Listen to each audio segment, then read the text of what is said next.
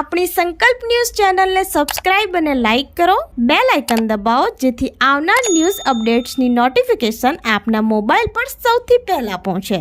Like, subscribe and share the video. નમસ્કાર દર્શક મિત્રો, હું છું પૂજા ટંડેલ. સંકલ્પ ન્યૂઝમાં આપનું સ્વાગત છે. સમાચારની શરૂઆત કરતા પહેલા એક નજર આજના મુખ્ય સમાચાર ઉપર. સેલવાસના પીપરી ઉદ્યોગનગરમાં પોલીસ કાફલા સાથે પાલિકાએ ટેક્સ ન ભરનાર 10 થી 12 કંપનીઓને સીલ કરતા ફફડાટ. સેલવાસના પીપરી ઉદ્યોગનગરમાં પોલીસ કાફલા સાથે નગરપાલિકાએ ટેક્સ ન ભરનાર કંપનીઓને તાત્કાલિક સીલ કરવામાં આવી હતી. જ્યાં સુધી ટેક્સ ન ભરાય ત્યાં સુધી કંપની ખોલવામાં ન આવશે હોવાના આદેશ કરતા ફફડાટ વ્યાપી જવા પામ્યો હતો. નગરપાલિકા દ્વારા વારંવાર નોટિસ આપવા છતાં ટેક્સ ન ભરતા કડક કાર્યવાહી હાથ ધરી કંપનીઓને સીલ કરવામાં આવી હતી. અંદાજે 10 થી 12 કંપનીઓને સીલ કરવામાં આવતા ફફડાટ વ્યાપી જવા પામ્યો હતો.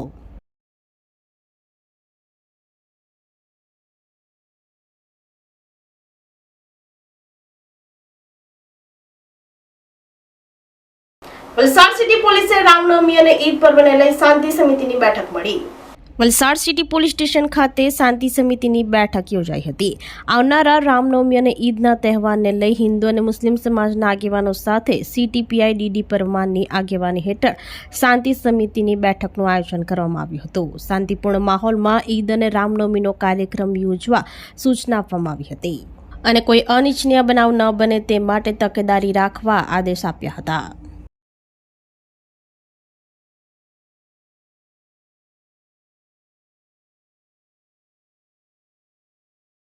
પારડી મોટા વાઘછીપાની સંસ્કાર કેન્દ્ર શાળાની બાળ વૈજ્ઞાનિકે વિજ્ઞાન ટેકનોલોજીનો સમન્વય કરતો પ્રોજેક્ટ બનાવ્યો.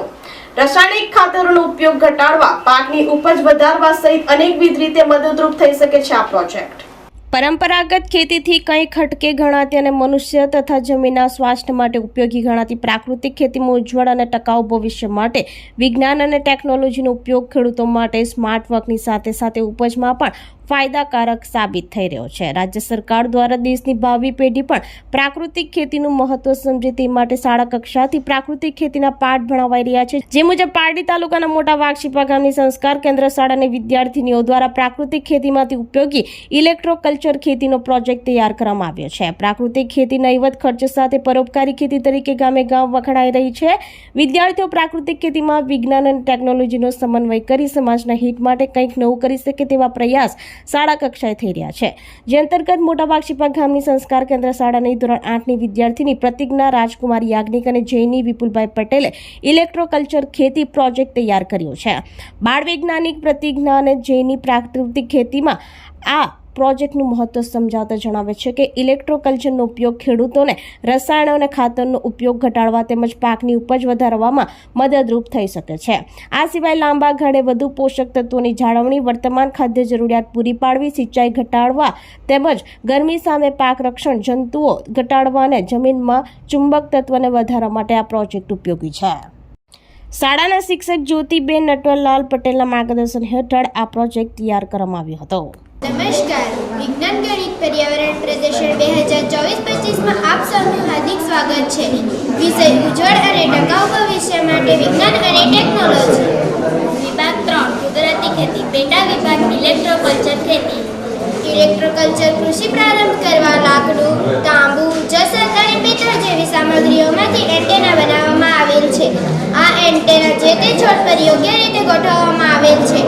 અહીં જે એન્ટેના બનાવવામાં આવેલ છે તે તાંબાના તારમાંથી બનાવવામાં આવેલ છે અને તેનું જોડાણ બેટરી સાથે કરવામાં આવેલ છે, જેથી યોગ્ય સમયે બેટરી ચાલુ કરી છોડને જરૂરી ઇલેક્ટ્રિક કરંટ આપવામાં આવે છે. આ એન્ટેનાના કારણે છોડના ચુંબકત્વ અને રસમાં વધારો થાય છે, જેનાથી છોડ મજબૂત થાય છે.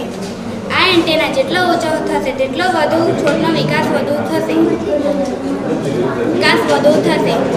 તેમજ જમીન માટે વધુ ભેજ અને જીવાતોનો ઉપદ્રવમાં ઘટાડો થાય છે.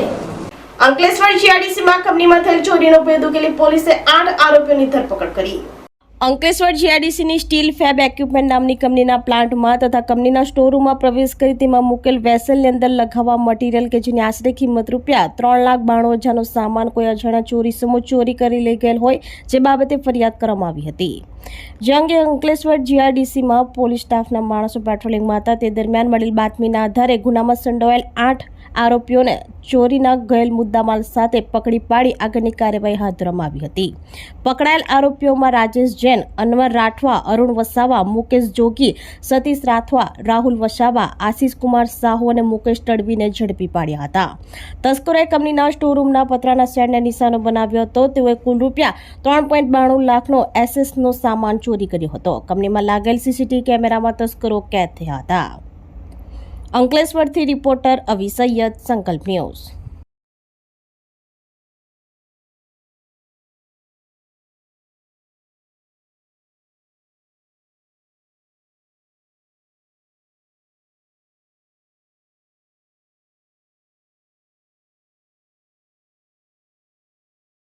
તો આ તાજના સમાચારો. નવા સમાચારો સાથે કાલે ફરી મળીશું. નમસ્કાર.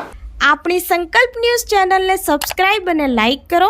બેલ આઇકન દબાવો જેથી આવનાર ન્યૂઝ અપડેટ્સની નોટિફિકેશન આપના મોબાઈલ પર સૌથી પહેલા પહોંચે. Like, subscribe and share the video.